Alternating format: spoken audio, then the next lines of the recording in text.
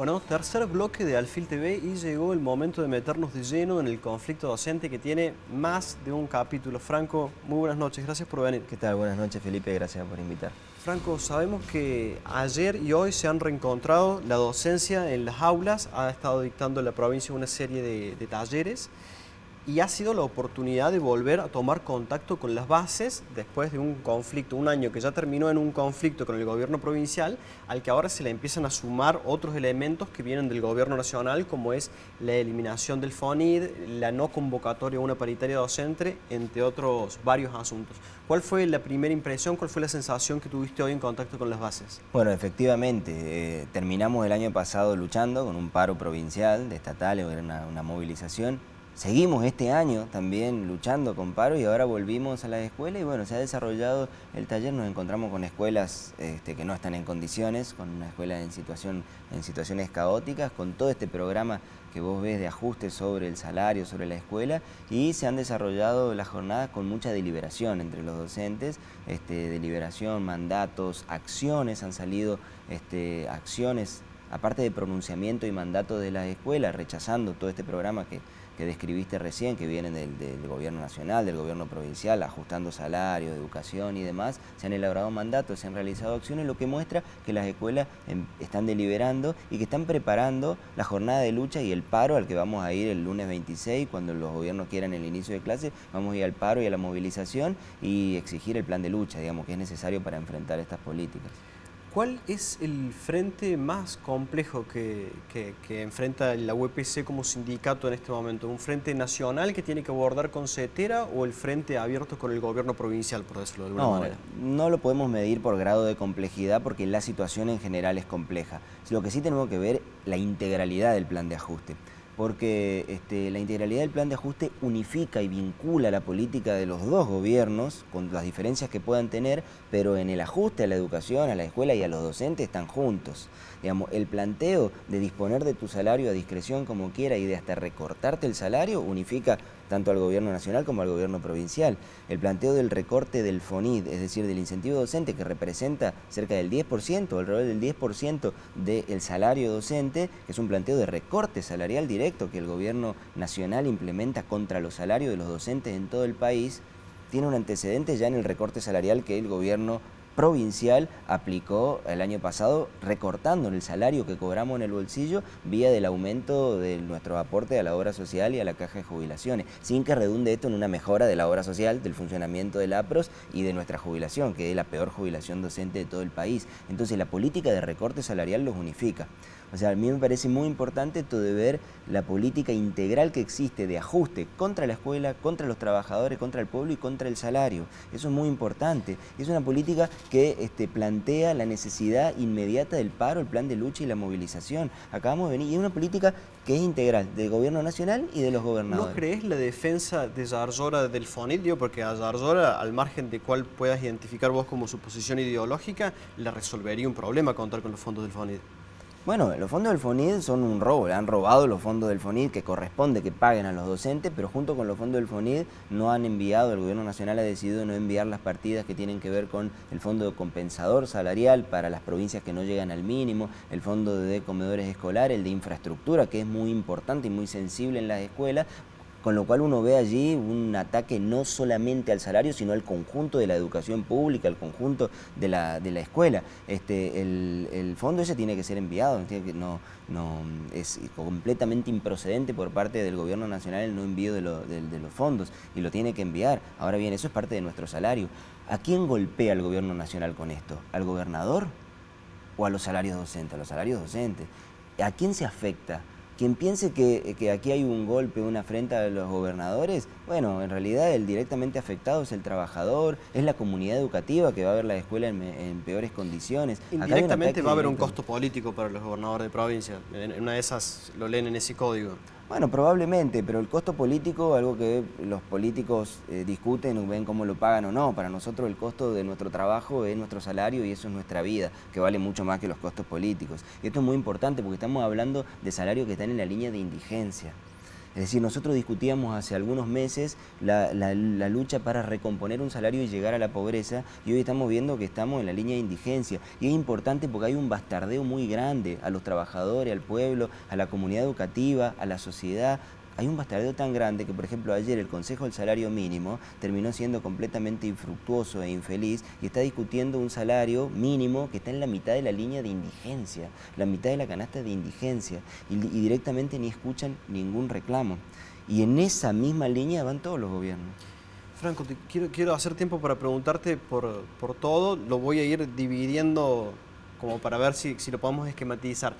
En el plano nacional, en la discusión con el gobierno nacional, ¿cuáles son las próximas acciones que va a tomar CETERA o que vos entendés que debería tomar CETERA? Bueno, el jueves hay un congreso de CETERA, un congreso de un confederal de CETERA, que resolverá un plan de lucha, digamos. Allí tenemos que salir con el plan de lucha y eso es lo que están preparando las escuelas hoy. Esto es lo que me preguntabas antes, las jornadas de hoy, las asambleas que plantearon la preparación del paro y la movilización el 26 y la exigencia del plan de lucha. Es lo que tiene que resolver CETERA.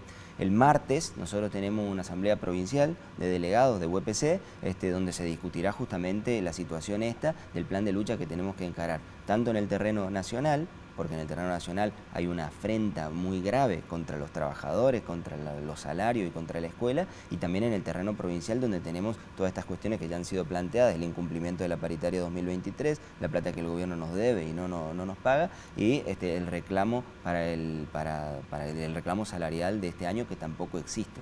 Te llevo a dos puntos de lo que es el conflicto con el gobierno provincial, que por ahí tienen algún rigor técnico y que vos los vas a poder explicar bien para que la gente lo entienda. Hay dos cambios que ha introducido el gobierno provincial. El primero es la capacidad de acumular cargos en las instancias de enseñanza inicial y primaria, si no me equivoco, y después un nuevo ítem que es el de profesionalización docente. ¿Qué es cada una de estas cosas? Bueno, ¿qué son? Son elementos del ajuste. Son políticas del gobierno para implementar el ajuste. El decreto 43, que habilita la duplicación de cargos, la acumulación de cargos, es una duplicación de la jornada laboral que es una presión para abajo del salario. Todo lo que está discutiendo con estos elementos del gobierno es el ajuste sobre la escuela y el ajuste sobre los salarios. El decreto 43 plantea la duplicación de la jornada laboral para tirar para abajo y presionar hacia abajo los salarios. Y además cuestiona políticas educativas que habían sido planteadas antes, como por ejemplo la jornada extendida, que quiero decir aquí, no han cobrado los compañeros de jornada extendida porque apuntan hacia un desplazamiento de estos lugares en la escuela. La quinta hora, que había sido una política, es una política del gobierno, también se cuestiona con la existencia de la duplicación de cargos, es decir, de acumular el doble de trabajo. ¿Por qué lo hace el gobierno? Porque tenés que trabajar para mejorar tu salario, es decir, la del patrón de estancia. ¿Querés cobrar más? Trabaja el doble, no mejorás tu salario. Porque tu salario es lo que podés comprar con lo que ganás y tu tiempo de trabajo, el tiempo que le dedicás al trabajo, así se mide también el salario. Entonces es parte de un ajuste salarial, ese decreto de acumulación de horas. No apunta a mejorar el salario, sino que vos dupliques tu jornada laboral, lo cual atenta contra la calidad de la educación, atenta contra la salud del docente y contra la escuela, contra la educación.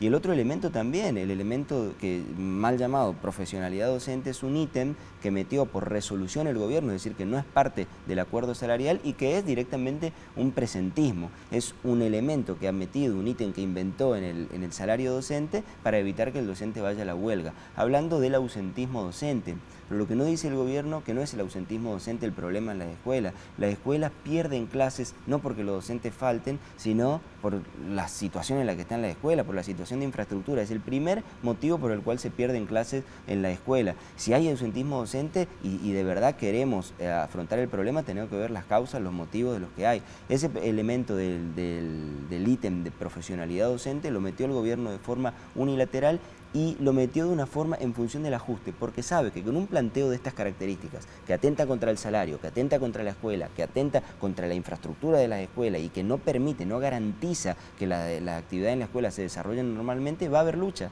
va a haber conflicto, al que nos está llevando el propio gobierno, va a haber huelga. Entonces mete el ítem profesionalidad docente contra la huelga, contra la lucha a la que nos lleva el propio gobierno.